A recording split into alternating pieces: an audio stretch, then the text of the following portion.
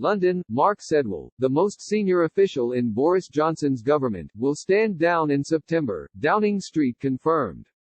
Sedwill will leave his posts as Cabinet Secretary, head of the UK Civil Service and National Security Advisor. His departure comes after months of speculation about his position, amid reports that he has clashed with Johnson's Downing Street team. It was announced 24 hours after Cabinet Office Minister Michael Gove gave a speech setting out the government's plans for major reforms of the civil service, while criticising many aspects of the way Whitehall operates.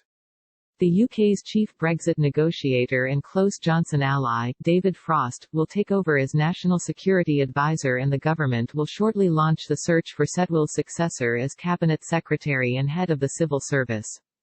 Sedwill was appointed as Cabinet Secretary, Whitehall's top job, by Theresa May in October 2018, succeeding Jeremy Haywood, who had been diagnosed with lung cancer, and died in November 2018.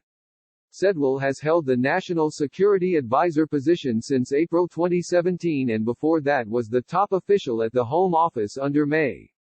Sedwill will take on a new role leading a G7 panel on global economic security, Downing Street said, as the UK takes on the presidency of the international group next year. In his resignation letter to the Prime Minister, Sedwill said, 2 years ago, when my predecessor fell ill, your predecessor asked me to step in as Cabinet Secretary, and you asked me to continue to support you through Brexit and the election period.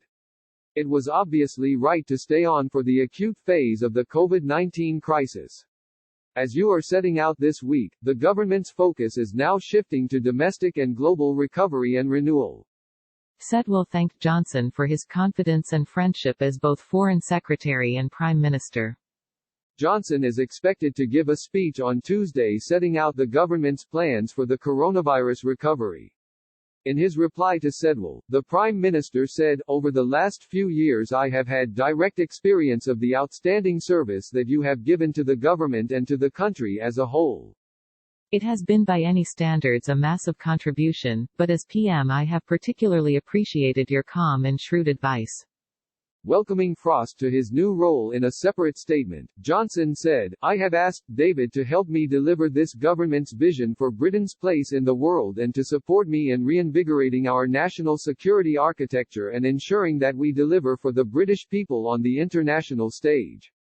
Frost said he would stay on as chief Brexit negotiator until the end of talks on the future relationship between the UK and the EU.